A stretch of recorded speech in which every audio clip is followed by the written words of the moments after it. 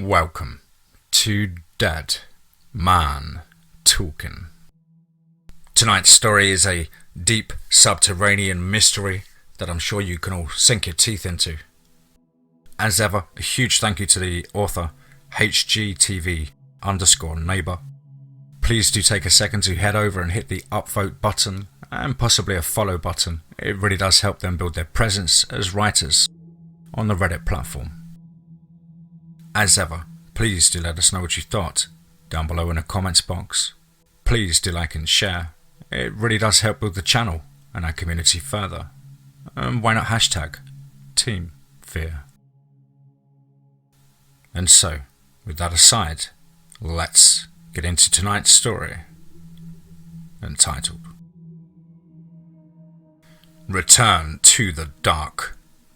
Let's get straight into that.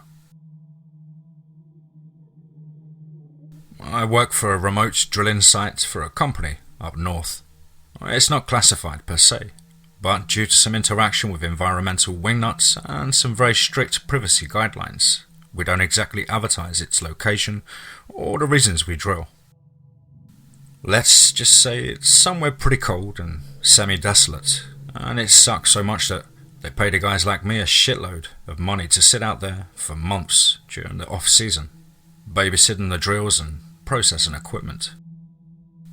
I basically take readings, keep things from breaking, and release pressure from our waste storage tanks on a set schedule to avoid any incidents. A couple of months ago there was a leak in the bunkhouse roof and a subsequent water seepage damage to a sizable portion of the walls. While removing a section of wet drywall, I found an old technical logbook containing quite the story, written 30 years ago in journal format. I won't bother giving you the synopsis because you'll very likely find it as curious, fascinating, and at times horrific as I have. I'm calling it Return to the Dark, and would love to read your thoughts and comments. Enjoy. Jack's log, November 21st, 1990. 3 days ago, I was dropped off here at the drilling site via amphibious plane, landing on the lake just like in the movies. My monitoring partner, Vlad, walked into the control center this afternoon, direct from Ukraine. Loud and crass, he's exactly the kind of guy you would expect to be out in the wilderness for long periods of time. Not exactly the kind of guy who does social situations very well. He said I prefer I call him Vlad. You know, like the Impaler. He's a retired Deep Earth Isolation, DIE, miner, which is an incredibly dangerous profession, requiring a certain amount of nuttiness to even begin to seriously consider getting into it. Not many DIE miners make it to retirement. They either get out early after a scare, or have a mental breakdown, or die young in a desolate hole somewhere. The body is rarely accessible to be brought back to the surface. If you're asking yourself what a DIE miner does, you probably don't want to know. To put it simply though, once a mine has reached an unsafe depth for equipment and traditional human crews, these guys continue, alone, operating small excavators and even hand tools for days or even weeks at a time without even seeing sunlight. According to Vlad, there are some incredibly valuable things at depths where most people can't conceive a human being could survive. A random note here. Although he's shredded with muscle, Vlad is an extremely small man. I dare not ask him, but I doubt he's much more than 5 feet tall. He has enormous hands and feet for a guy of his height. He's quite pale, too. Jack's log, November 25th, 1990. Vlad and I have been getting a lay of the land here at the site. As I believe I said in my last entry, I arrived a few days before he showed up, and in that time I familiarised myself with the ins and outs of the job. Well, the work isn't too tough, and we have a surprisingly user-friendly manual for all the tests and checks and things we're doing here. Vlad is chock full of insane stories from his mining days. Today was the saga of the time he caved himself in and was trapped for 5 days, subsisting on no food and only 20 ounces of water. He eventually managed to dig his way out and contact the service. There were no rescue parties in his line of work, and they were only 24 hours away from writing him off and sealing up the mine. Jack's log, November 31st, 1990. Vlad disappeared 2 days ago. I've searched everywhere within a couple of miles radius. I have no idea what to do. I called headquarters, but we're in the middle of a pretty bad storm and the company can't get out here to help for at least a week. Jack's log, December 4th, 1990. Vlad walked back onto the job site a few hours ago. He barely said a word. He was moving gingerly but looked to be in good health, so I called off the pending rescue operation. Jack's log, December 5th, 1990. Vlad has been up and moving around, tending some of the lighter duty stuff. He still hasn't said where he was for 4 days, and I'm trying not to badger him about it. He's mostly back to his old self though, laughing and joking, etc. He's been acting a little weird at times. Last night I woke up to pee and his bunk was empty. After 15 minutes of searching, I spotted him about 100 yards out, standing near one of the pressure tanks. He was just staring at the ground, displaying no discernible acknowledgements of my shouts. He didn't snap out of it until I got all the way there and gave him a light touch on the shoulder. He looked a little confused and then cracked a joke and said he must have been sleepwalking. Jack's log, December 6th, 1990.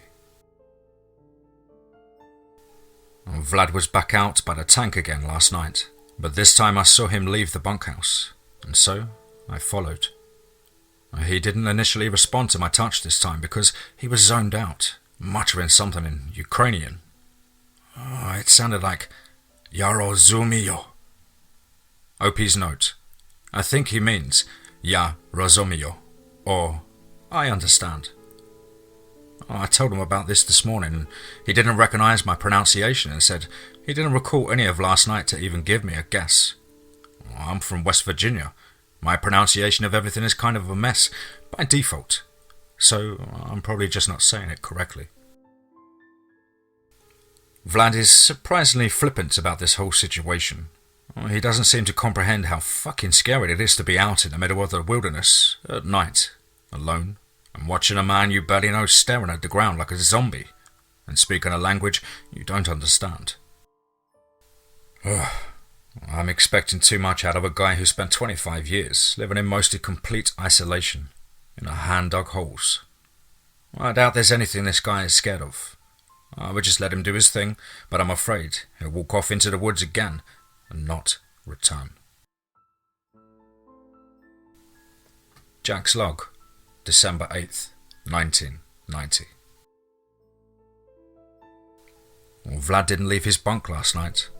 I'm very happy about that, because he's really starting to creep the hell out of me with his behaviour. I have nothing else significant to report, other than that he's been complaining of a headache all day. I even took a couple of breaks to have a lie down. Jack's log, December 10th, 1990. Vlad's headaches have worsened. If he doesn't improve soon, I'm going to call headquarters again. I don't know if the surrounding storms will ever let up, but I should at least notify them of a pending medical emergency. Jack's log, December 13th, 1990. Okay, shit really hit the fan today. I was chilling in the bunkhouse watching a rerun of Family Ties when I heard a huge thud sound. Not an explosion, per se. It was more the sound it makes when you drop a sandbag or something, only amplified by 1,000 times. The whole building vibrated enough to knock my bottle of Clearly Canadian off the table. I ran to check it out and saw the bottom end of tank number 9 had blown out.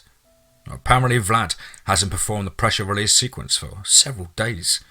Thank God it didn't blow out the top, or we would have a major problem. As it stands right now, it just blew out a ton of the earth from below the surface. There's dirt all over the entire 2 acres of equipment that we have here, and the ground has been exposed in an area around 50 feet in diameter and 8 feet deep. This is crazy, and not surprisingly, Vlad doesn't seem concerned. That tank, the equipment it damaged, and rebuilding efforts will probably cost $250,000. Jack's log, December 14th, 1990. I notified headquarters of the incident. They still can't get anyone out here, but since everything is safe now, they said to carry on. I covered for Vlad by telling them there was a malfunction. Jack's log, December 15th, 1990. Things just got way interesting out here. Vlad zombied out of the bunkhouse again last night. It's the first time since before the explosion. I followed as usual, and watched from a distance as he got a shovel and climbed down into the crater created by the explosion. Vlad kneeled down and put his hand slightly above the soil and moved it around for a few minutes. It was almost as if he was feeling for a hot spot. He finally stopped, grabbed his shovel and spent a few minutes clearing earth until I heard an unmistakable sound of metal on metal. He had hit something. Vlad continued shoveling around the area, making a nice clearing several feet wide, and then brushed some dirt over the ground.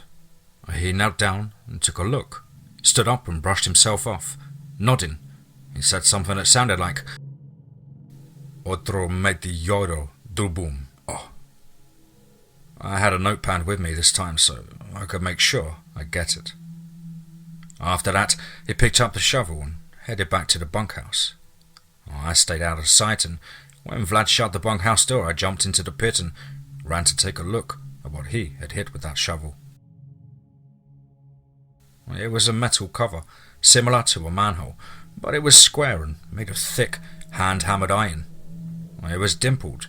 The surface was warped looking, almost like ocean waves in a sculpture. I had to dust it off a bit more, but I could finally see some crude markings. Across the very bottom was some sort of written language I didn't recognize. It didn't look like anything European that I'd ever seen. And then, going across the entire cover in an X pattern, was etching that resembled chains. In each section created by the chains was an image. A 4-pointed star, a pickaxe, a diamond, and a St. Andrew's cross. Those X things people were crucified on, with a human figure upon it. Obviously, I had no idea what it meant, and since I had already received my nightly scare, I quietly made my way back to the bunkhouse and into bed without waking Vlad. I don't know what to think right now. I really don't like where things are going, but I keep reminding myself that Vlad was a DIE miner. He's not a normal person by any definition. He's the kind of guy you don't want to see walking towards you on the sidewalk at night, but definitely the guy you want walking with you on the sidewalk at night, if that makes sense. Jack's log, December 16th, 1990. There was suddenly a little pep in my step this morning. Since it was light outside, I was feeling more brave and excitedly, foolishly, told Vlad about the previous night's events. He was perplexed, but excited. I showed him my notepad with the words he said, and after pronouncing my version of it a few times, he decided it meant get his help. We had to get our routines taken care of before goofing off, and so we ran from spot to spot and got everything squared away until the midday rechecks. Vlad was getting more excited by the minutes. A retired miner uncovered a mysterious lid to what was most assuredly some sort of underground bunker. Shit, yeah, he was pumped about it. After having a look at the lid, it was most certainly going to be a 2-man job, which I presume is why he'd said, get his help, in his sleep out there. We made our way to the tool shed and brought back a sledgehammer, a couple of crowbars, and one of those huge steel pry bars you hammer on at the end of it. I don't know the name of it, but the damn thing is almost 5 feet long and weighs about 20 pounds. We worked hard for hours to make progress on that cover. It was seized up pretty tight, with crud in the seams and all. It had clearly been covered up for a long time, and we were down to using small chisels just to break loose the gunk around the outside, and we finally managed to wedge it open and lay it up right next to the side of the hole just before dark. That lid must have weighed a better part of 300 pounds. We were both exhausted and had neglected our normal duties, and so we quickly had our routines again and called it a day. Jack's log, December 21st, 1990. A huge storm hit this morning after we got the lid open. We're sitting in about 3 foot of snow at the moment, and so we'd left the hole alone. Vlad is chomping at the bit, but the guy knows a thing or two about safety and not rushing into things he knows nothing about, and so we wait. Jack's log, December 22nd, 1990. Nothing else has happened, but I just feel the need to note in this log that Vlad's whole demeanour has changed. He's his old self again. Now that I see him in his normal state and compare it to the guy who was sleepwalking and acting creepy as hell, I can see it's like that pressure tank he destroyed was symbolic of how he was feeling inside, despite the fact he disappeared for those few days. Jack's log, December 25th, 1990. I'm pretty tired of trudging through the snow to do our routines and not getting to check out that hole, but Vlad insists that we wait. The snow should be gone in a few days and it can't come fast enough. I'm sick of playing cards and smelling Vlad's farts. Beans never should be part of our supply drops. It's Christmas, and so we broke out some canned cranberry sauce to eat along with some frostbitten turkey we found in a deep freezer. Vlad got drunk and sang some Christmas carols in his native tongue. It's funny how those Eastern Europeans can make anything sound like a drinking song. Jack's log, December 28th, 1990. Finally, we checked out the hole, and holy shit, life just got a lot more interesting. Wow. So, Vlad and I took some lights and a bit of rope and headed over to the hole for a quick inspection. He went first, putting his arm inside and head just below the rim. He whooped with excitement, popped up and told me if it wasn't any kind of chamber, but it was in fact a hole, and had a ladder. So now, we're both pretty pumped about this. We really didn't bother discussing it anymore. Instead, we just grabbed our shit and got ready to enter. Vlad went first, of course. Man, it was really dark in there. I was told once on a tour that a closed cave is the darkest place you can be, and this might as well have been a cave. Yes, the lid wasn't on there, but it sure didn't feel like any light was getting in. And we slowly made our way down the ladder, which, and in itself, was a masterpiece of handiwork. It was cut directly out of the stone, but perfectly in every way. Smooth, narrow rungs just like a ladder you'd see anywhere else made of steel. Vlad kept his light displayed on every step to ensure there was no damaged rungs to send us careering to our death. The hole was really narrow. I mean, hardly enough room to be able to stick out my elbows narrow. And at some point, the hand-chiseled walls were so close, I could feel my breath reflecting back into my face. At times, I found it difficult to fill my lungs completely because the air hung so heavy in that tight space. I'm not claustrophobic, but it was really pushing my limits. I was counting rungs and doing the math in my head, and at about 50 feet down we saw more of those markings. This time it was, I suppose, what could be called a pictograph. It was a landscape-style drawing of the moon and those same 4 pointed stars, along with some kind of ship or craft or something that looked like a boat maybe, but it was definitely in the air. There were dozens of stick figures drawn all along the upper portion. The pictograph made its way all around the entire hole. It showed the stick figures land, and then the night gave way to sun, which cast its light on the scene of them digging into snow-capped mountains with pickaxes, hollowing them out for a shelter. A small but intricate network of caves were depicted, a haven for the little society. As the image progressed, people were outside hunting and gathering, etc. It was interesting, for sure. We continued on for a bit, and at my estimate of 150 feet, we were paralleled with a sizable room that was cut out into the rock to our left. Our lights only shined a short distance in, and so Vlad took it upon himself to step off the ladder and check it out. In just a few seconds, he called out to me, and I hopped off as well and headed inside.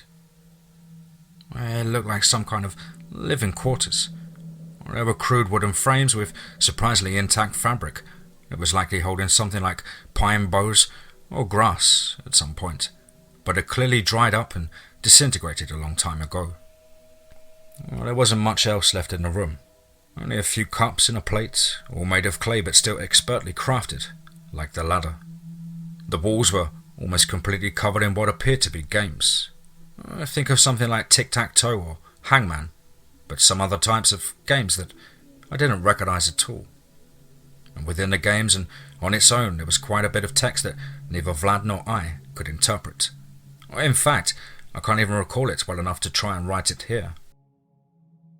After finishing up in the room, Vlad, who I still found to be annoyingly cautious, said we should go back up and prepare for something more long-term.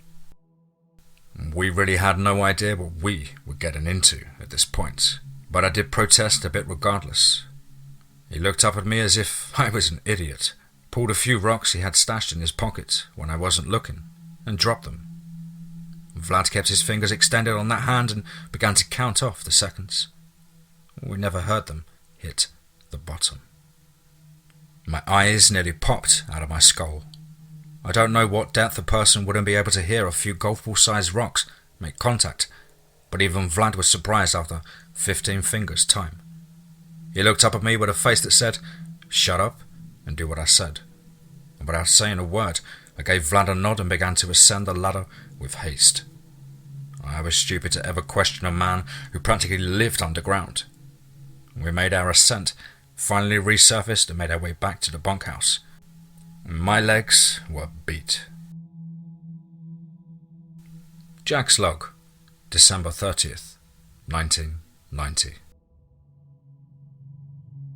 We didn't go back into the hole yesterday. After much discussion, we came up with a plan. We would stock up on food and water, additional light, chalk for marking depths and points of reference, and needed to find a way to perform the pressure releases automatically. Otherwise, we would only be able to go as deep as our work schedule allowed. We're going to get to work on making the preparations and then head back down the hole in a few days. Jack's log, January 5th, 1991. Even knowing of Vlad's experience underground, I hadn't quite realised the astonishing skill set he had developed in order to make his descents more safe and efficient. He first came up with a simple lever system activated by the tank's own pressure to hit the valve arm once it reached a certain level. It would actually be blowing off the tanks several times a day instead of the normal 2 times. We had all the welding and fabrication supplies we needed, and he set to work getting it up and going. Secondly, Vlad decided we needed harnesses with safety lines or carabiners, and we found what we needed in the shed where the tree cutters keep their gear. And on top of all of this, he showed me how to build and weld together a rail system that uses rollers on the outside of the ladder, and so we could descend with less exertion. It uses a crank made from an altered come-along ratchet that controls the descent and has a manual friction brake to lock the frame in place when needed. It would descend slightly less quickly than we could by foot, but we would expend very little energy by comparison. We had a functional crank on the line, so we would be able to take turns. Given it a trial run on one of the 30-foot tank ladders, it was working smoothly after just a few adjustments. To say Vlad was a very impressive guy wouldn't do him justice. We plan to make the trip in tomorrow. Jack's log, January 8th, 1991. What an amazing few days we've had in the tunnel. When we ventured back into the tunnel a few days ago, we were already collecting pieces of story. The story, whether fact or fiction, appeared to be that a group of people came down to Earth from space. And they were miners of some sort, and based on the room we located during our first trip down, they lived underground as they dug this tunnel. The pictograph and hieroglyphics, or whatever you would call it, seemed to show them digging horizontally as opposed to straight down like the tunnel we're in. We're not quite sure why and what to make of it all yet, but we knew there was more to see and we're excited to get it started. Vlad and I climbed manually down to the chamber we had initially discovered and made that our base camp. There we unpacked our gear and tools, and with some adjustments were able to connect Vlad's contraption to the ladder. Vlad started rotating his crank and down we went. It was only another 25 feet or so before we reached another chamber. This one was much smaller and appeared to be a storage area for equipment. We poked around, looking through rotted wooden racks and storage bins, not finding much worth spending any time on. And then Vlad called me over to the far corner. Buried under a collapsed rack was a relatively small pickaxe and a few hand chisels. However, they didn't look like any I had ever seen. The handles were made of what looked like and felt like wood, but it was lighter and much harder on the outside. The metal pick and chisels were a dark, almost black metal. The depth of the absence of colour and sharpness of the edges gave the tools an almost sinister appearance. In addition to this, the tools had no flaws or damage, not even the slightest of scratches. Vlad casually took a gentle whack at the rock wall to his left, just trying to get a feel for the pickaxe weight, distribution and balance. And to both our amazement, the pick entered the rock like it was nothing. A couple more swings from Vlad and a chunk of rock the size of a bowling ball dropped to the floor. We both whistled in amazement. I grabbed one of the chisels and gently scraping it into the rock, and it shaved off as easily as a knife through cheese. The precision cuts a person could make with either of the tools was astounding. And with huge grins on our faces, we carefully packed up the tools and took them back up to the lodging chamber. We both knew this was something very special. We spent the rest of the first day descending the tunnel. At around 400 feet we found another living quarters, but also made the grisly discovery of a dozen small skeletons laying on beautiful stone altars, cut right out of the wall on each side. Ornate with the same four-pointed stars and intricate etchings of all manner of things that must only be recognizable to someone from another planet. All I could do was marvel at their beauty. On the far wall was another pictograph. This one showed the same stick figures digging out the mountain, but in the next scene were larger figures holding weapons, and the smaller figures were chained together at the ankles, still working the picks and shovels, piling diamonds into buckets. Some were on the ground with X's for eyes or curled up in a fetal position.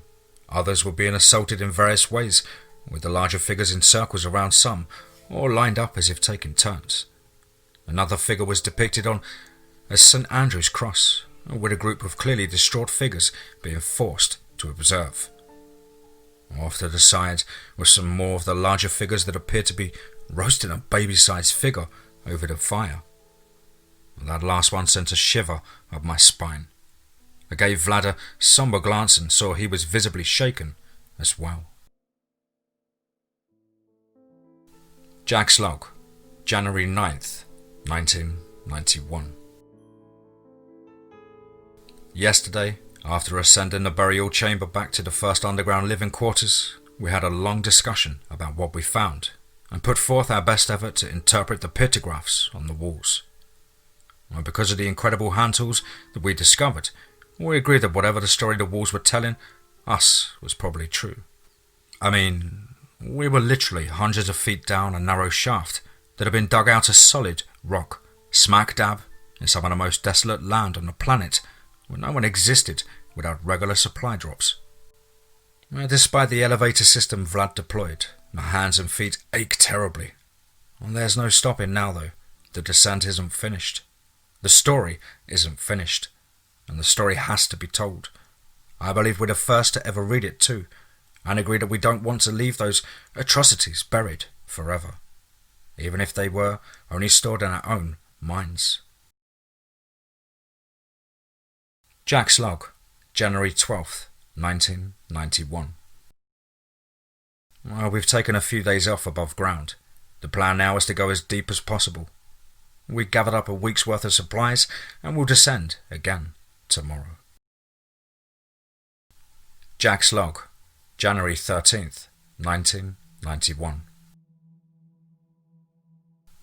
Today we hit 1,000 feet down. I can't believe it. We investigated more living chambers with various odds and ends, found a few more incredible tools. One of them looks like a pencil, but it literally scrapes through rock as easily as one of the knives would cut through dirt. And this explains the incredible detail in some of the pictographs and creations that we've encountered. And we found more and more of the story as the day moved along. To sum it up from the beginning, my interpretation is that some sort of alien race made its way to Earth, looking for a new start or maybe just to expand their own colonization. A humanoid for sure, but not entirely human as we know it here. And there were miners of an incomparable skill and ability, literally built to survive underground for long, long periods. And at some point, humans found and enslaved them to mine diamonds, working them relentlessly until exhaustion or worse. Later in the story, it shows a small group of miners. I've been referring to them as miners, escaping the captivity and digging this hole after the sun went down, relentlessly every single night. At this point, I believe every word of the story we're seeing depicted as we descend deeper and deeper into the earth around us. Today, I saw something incredible. I'm compelled to say, if it's true, but I already believe that it is. Something that I've been asking myself is, how were they able to see properly when doing this nighttime digging? I don't believe the story is more than a few hundred years old, so dependable, portable light should have been possible. Or there were no lanterns depicted, and not a torch in sight. Today, I got my explanation, and my only guess as to why it wasn't depicted until today is. They simply didn't think it was a big deal. A group was standing around the hole, appearing ready to enter for the night, but the first in line stood with his arms open wide and leaning back dramatically. In the next picture, he had begun to emit light from his entire body. I followed the images drawn on the walls around me and saw him enter the hole with the others following behind. They literally generated their own light. Incredible. Jack's log, January 14th, 1991. After making camp last night in the closest living quarters, approximately 900 feet down, we set off this morning feeling surprisingly fresh and ready to explore. To say this has been a magnificent adventure would be putting it mildly. We literally have found proof of aliens, attempted genocide, and a lost civilization. All in one big hole in the ground. Today's portion of the story took quite the turn. As we continued to descend deeper and deeper, the pictographs began to change. And impossible as it sounds, considering they were stick figures, the body language of the miners clearly changed from misery and desperation to anger and boldness. The pictures went from the occasional ring around the hole to a non-stop scene that continued to circle the hole, twisting its way down deeper and deeper to what I knew would be an end sooner than later. The miners began to stir, speaking in groups when their captors weren't looking, shouting back in defiance when provoked, and tugging at their chains with a renewed vigor. The miners digging this hole were dancing before going down, all of them radiating light so bright the pictures depicted a dark valley illuminated by their optimism. It was clear their plans were almost complete. complete. I was growing excited, like reading a fascinating novel, dying to reach its satisfying ending as Vlad relentlessly pushed us deeper and deeper into the unknown. And at 2,000 feet, we stopped for the night. The climax to the story would have to wait. Jack's log, January 15th, 1991. We left the living quarters we'd found at about 1,800 feet and descended quickly past some of yesterday's findings before picking up where we left off at 2,000 feet mark. The story disappeared for about 100 feet or so before picking back up with a nighttime scene. The diggers snuck back into the mine site, killing the guards as they made their way to the caves where the rest of the miners were sleeping. Gently stirring them awake by the diggers, everyone gradually became aware of their presence. Most of the miners were still chained together, and the diggers set forth, breaking the chains with their special tools. It appeared they didn't damage iron as easily as rock, but the chains did eventually break. The miners began to quietly exit the caves. Dozens of the captors slept nearby in bunkhouses, completely unaware of what was going on. The last of the miners was freed, and the picture showed everyone congregating just outside the cave entrance, only steps from their sleeping captors. The group had turned away to leave, but a small child lingered behind, and there was a defiance drawn on its simple face. Slowly but surely, the child began to glow. The group noticed and stopped, and an adult moved towards the child to retrieve it. It refused to move though, and the glow became brighter and brighter. Another child left the group and joined in, and then another and another, and soon the adults began to fall in line until everyone shined as bright as the sun. The captors came flying out of the bunkhouses and were immediately blinded by the focused beam of light. Having only just exited the cave, pickaxes still in hand and preparing to flee with the rescued miners, the diggers saw the captors blinded and vulnerable and seized their opportunity. Axes flew wildly as the diggers advanced and overwhelmed and blinded the paralyzed captors, slaughtering them mercilessly. Body parts were scattered about, heads rolled across the ground, and blood was strewn in perfect arcs from the tips of the diggers' tools as they savagely obliterated each and every man and woman responsible for their enslavement. As the pictures continued, night turned to day, casting a different kind of light on the horrific scene at the mine encampment. Every earthborn human was dead, piled into heaps of limbs and guts. Evildoers and enslavers turned to carrion for the wolves and buzzards that had descended upon the remnants of the melee. Vlad and I, we were overwhelmed by the story before us. Tears filled both of our eyes as we sat in yet another living quarters carved out at just over 2,500 feet down. "They did it, Jack," he said with a slight grin in front of his thick accent. "They survived." The last string of pictures showed everyone marching to the hole, exhausted, with some helping of others to walk. Large iron cuffs, mated to broken links of chain, still adorned most of the ankles in the group as they walked for what appeared to be the better part of a week to get to the very hole that I was standing in. Some, they didn't make it, and instead were buried along the path.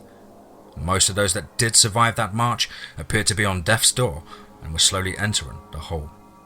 2 men, 2 women, and 3 children who were still above ground flipped over the giant iron lid and buried it under the enormous amount of dirt Vlad and I had uncovered over 2 weeks ago and limped off into the forest. And that's where the story ended. Jack's log, January 20th, 1991. Well, it's been 5 days since my last update. I'm not sure what exactly to make of all of this, but here's the rest of the story. Vlad and I kept going after the pictographs ended.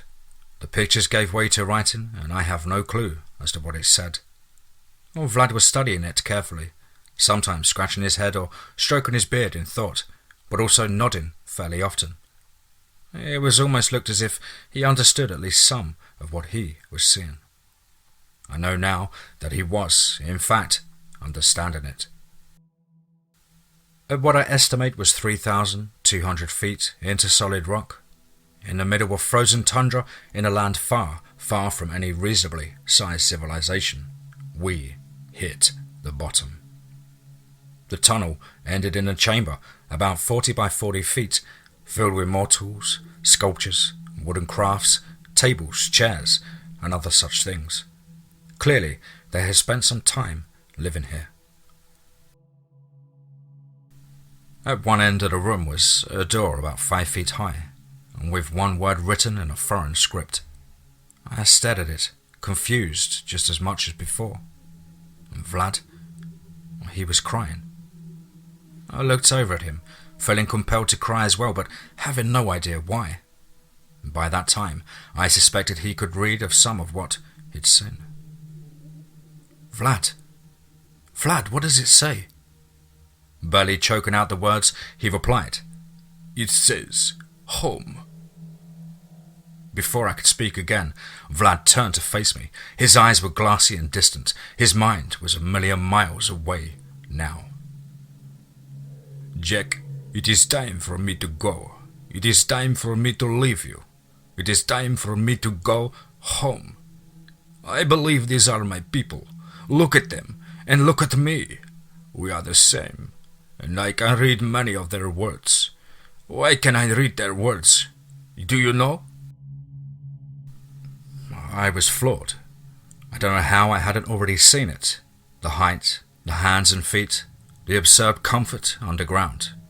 Was he a descendant of those few who had walked away? Was he called to the hole while it was buried and he was sleeping in our drilling site bunkhouse? Or was he called to this place long, long before that? A message while living underground for so many years in places all over the world. Oh, my head was about to explode. I knew he was right, though. There was no question in mind at that point. He was one of them. Or at least a part of him was. Vlad reached for my hand. A firm shake quickly transitioned into a hug from a true friend. "My friend, I am leaving you now. Go back to the surface. Push the lid back in place and cover it with soil again. I will not be coming back." I nodded, with tears in my eyes.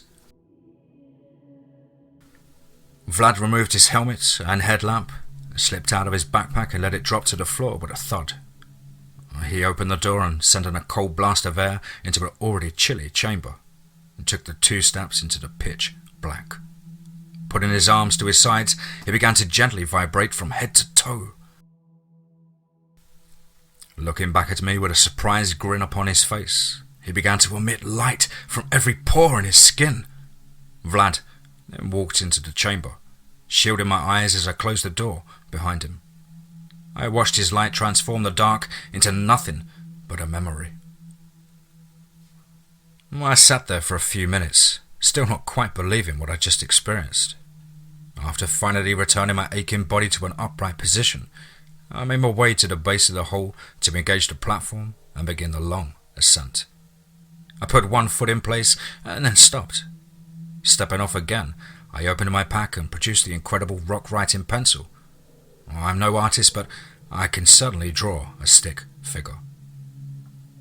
I set to work for the next few hours, making a pictograph of my own, in one solid band, 120 feet long, depicting the journey that Vlad and I had been on. A portion of this story needed to be told because it truly was the final chapter. The story did not end until Vlad returned, and I presume he was the last of his people living above ground. Hell, I don't even know if his people are still living below ground either. I mean, it sounds impossible, right? It took me close to 2 days to make the ascent back to the drill site. Between regular climbing and cranking the handle on Vlad's contraption, my hands ached terribly and drastically slowed my progress. After finally making it back out of the hole, I left it uncovered for a few days while I recuperated. just in case Vlad had changed his mind. I knew he wouldn't, though. Finally, I flipped the lid cover over with a backhoe and returned the dirt that had been encased in it for hundreds of years. When the time comes, I'll tell the company we work for that Vlad walked off into the woods again. I certainly won't be talking to them anytime soon, though. If you found my journal, then apparently you put a hole in the wall. Or maybe they turned the drill site down. Who knows? This is your story now, though, and what you do from here on out is, obviously, entirely up to you. But please, remember and consider those who have come before you, and those who will follow, both above ground and below it. I trust that you will make the right decision. Take care. Jack Hutchinson. Standard Drill Co., 1991.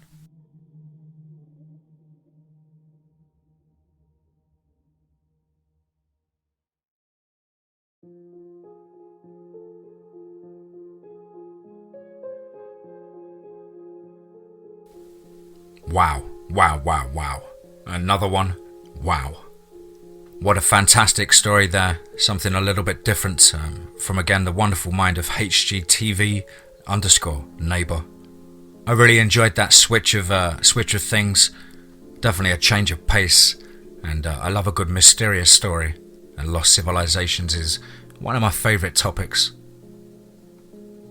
Again, guys and girls, please do take a second to click the link in the description box and head over to the Reddit to hit that upvote button. It really does help HGTV build a presence on the Reddit application or platform. Of course, as ever, please do let us know what you thought down below in the comments box. Please do like and share. It really does help build the channel and our community further. And why not hashtag TeamFEAR. I hope you're all well and happy and have had a fantastic week, slowly getting back to normal. I hope family and friends are well and you're keeping fit and focused. And above all, remember, be safe, not sorry.